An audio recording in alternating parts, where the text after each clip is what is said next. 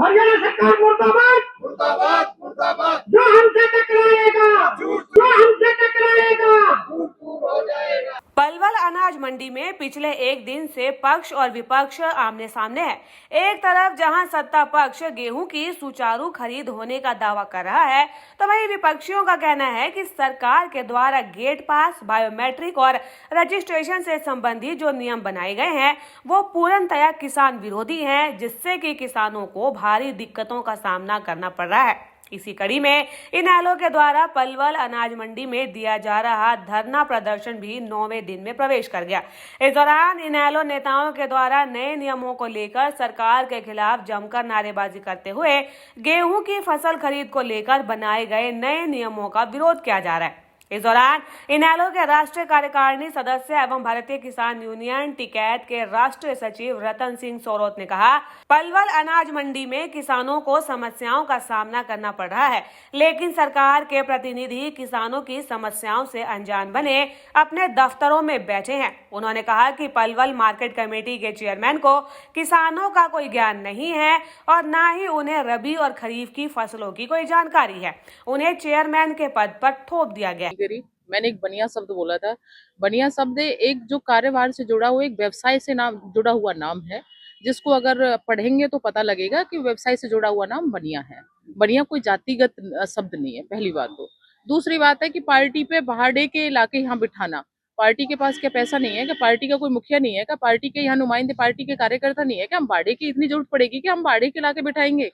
हमें इतनी जरूरत नहीं पड़ी जितनी बीजेपी सरकार को और जितनी इन लोगों को फिलहाल प्रेजेंट पड़ी हुई है। पहली बात तो ये। दूसरी बात है कि इंडियन नेशनल लोकदल पार्टी 36 बिरादरी की बात करती है, ना कि इंडिविजुअल एक पर्सन की बात करती है, ना इंडिविजुअल एक व्यक्तित्व की बात करती। वो 36 बिरादरी की बात करती है, 36 बिरादरी के कामों की बात करती है, वो किसी भी जातिगत को टारगेट नहीं करती। दूसरा है कि इंडियन नेशनल लोकदल पार्टी जो वक्तव्य दे देती है, हमारा मुखिया ही ऐसे है ना, जो वक्तव्य उन्होंने दे दिया, हम पीछे से ना किसी से माफी मांगते और ना किसी से हम पीछे हटने का, जो हमने कहा है उसे पीछे हटने का काम करते।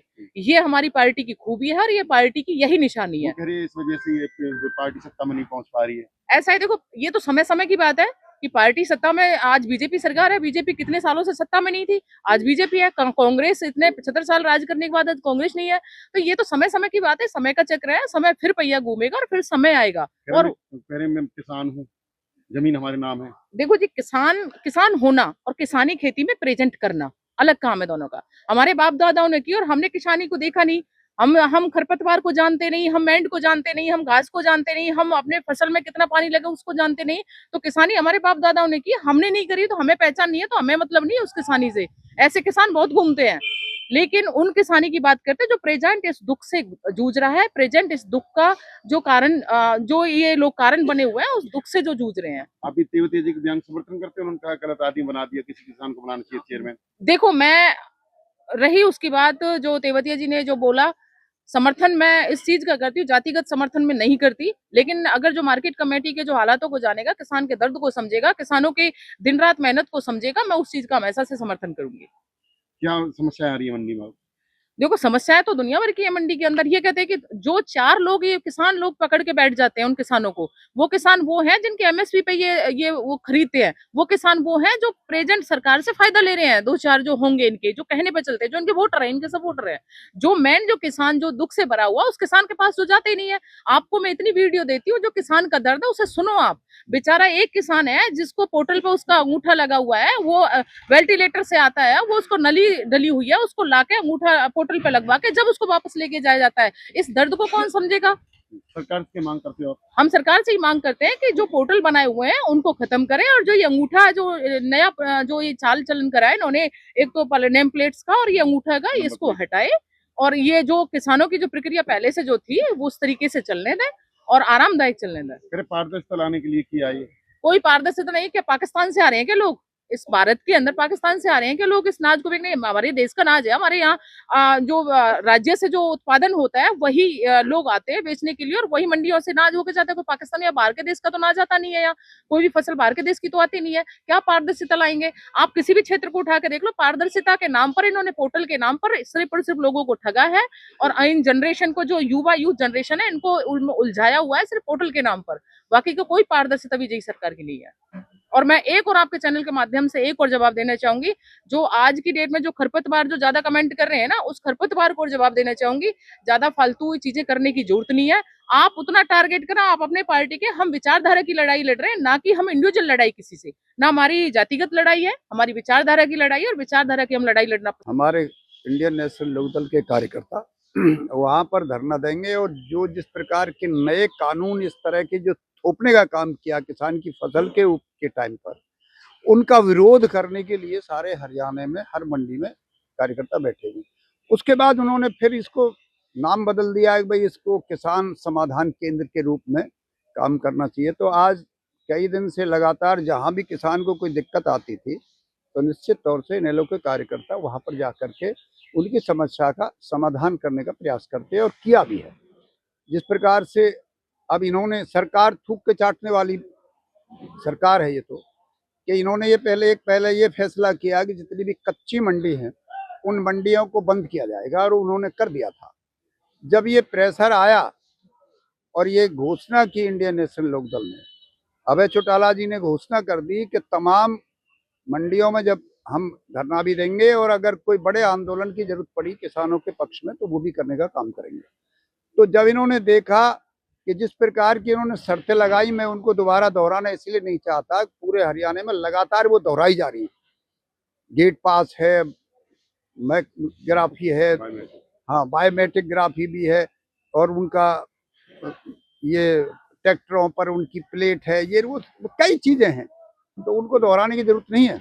तो उसके बाद आज लगातार अभी कई दिन पहले हमारे कार्यकर्ताओं ने, जो हमारा यहाँ जिले का किसान सेल का अध्यक्ष है, उसने भी हमें बताया कि यहाँ पर मंडी का जो चेयरमैन है तो वो बिरवानी है, पता नहीं, मैं तो जानता नहीं, लेकिन मैं ये कहता हूँ कि सरकार ही बनाती है मंडियों के चेयरमैन। सरकार जिसकी होती है वो अपने कार्यकर्ताओं में से बनाती है, और ये बिल्कुल सही है।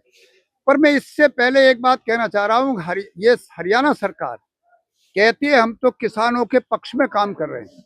यदि किसान के पक्ष में काम है तो फिर चौटाला साहब की सरकार 2004 तक जब सरकार थी, चौटाला साहब की सरकार का अनुकरण कर ले।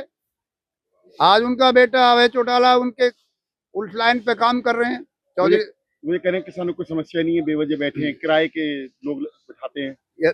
हाँ, ये एक नई बात आ गई है कि जिस प्रकार से, चूंकि ये खुद अगर कहीं भी ले जाते हैं तो ये खुद पैसे दे करके रैलियों में लोगों को ले जाते हैं।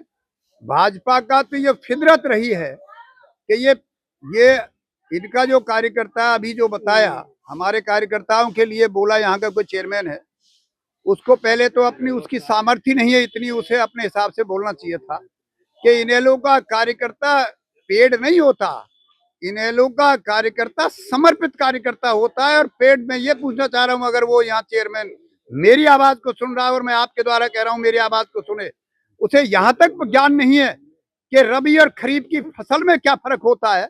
उसको ये पता नहीं है कि खरीफ की फसल क्या होती है, रबी की फसल क्या होती है। कहते गेहूं आ रहा है। और मैं दो बात पूछना चाह रहा हूँ, अगर वो मार्केट कमेटी का चेयरमैन है तो उसे ये बता दे मसूर का पेड़ कितना बड़ा होता है, बता दे मटर का पेड़ कितना बड़ा होता है, और बहुत चीजें तू बताए तो सही वो। अरे ये तो ठीक है, तुम दूसरे पे आरोप लगाने से पहले अपनी औकात देखनी चाहिए, अपना सामर्थ्य देखे तुम्हारी क्या सामर्थ्य है। अरे तुम कहीं ना कहीं 18, 20, 10, 12 घंटे यहाँ काम करते हैं, और आपको क्या मिलता है? चेयरमैन ही मिलती है। लेकिन मुझे तो ये लगता है शायद अपनी बात इनेलो के कार्यकर्ता जो यहाँ धरना दे रहे हैं उनके ऊपर अपनी बात शायद कहने की उसने जहमत कर दी है, शायद वो अपनी बात कही होगी उसने। दूसरी बात मैं सरकार से कहना चाहूंगा कि जिस प्रकार से वो कहते हैं कि भाई यहाँ पर कोई समस्या नहीं, समस्या नहीं थी तो लगातार भीड़, और यहाँ पर कई जगह मोहना मंडी में, हमारे यही नजदीक है, मोहना मंडी में ताला लगा, हतीन में ताला लगा, और यहाँ भी जो है आज लिफ्टिंग नहीं है। आप देखिए अंबार लगे हुए हैं। सरकार को अगर थोड़ी है, जब तक लिफ्टिंग नहीं होगी तब तक इस मंडी की व्यवस्था ठीक नहीं होगी।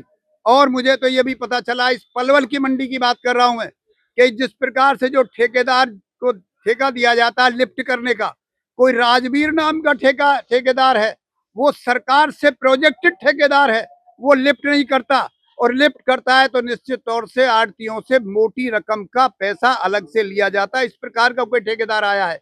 और अब मैं ये कह रहा हूँ कि यदि ये सरकार अगर किसान के पक्ष में कुछ करना चाहे तो मैं कह रहा हूँ 2003 में चौधरी ओम प्रकाश चौटाला मुख्यमंत्री थे इस प्रदेश के, और उस समय इतनी बारिश हुई थी, इतनी बारिश आई थी कि जब ये बोरियों में जाता था यहाँ से माल मंडियों से, तो वो टपकता हुआ जाता था। उन्होंने ना मंडी का ना तो आड़ती का नुकसान किया, ना किसान का नुकसान किया, और जो भी नुकसान का वेट में था, जो गीला था, वो सारा की सारा पैसा सरकार की तरफ से देने का काम किया था। यदि सरकार पक्षधर है और किसान के लिए कुछ करना चाहती है तो निश्चित तौर से चौधरी ओम प्रकाश चौटाला की अनुसरण करे, उनकी नकल करने का काम करे।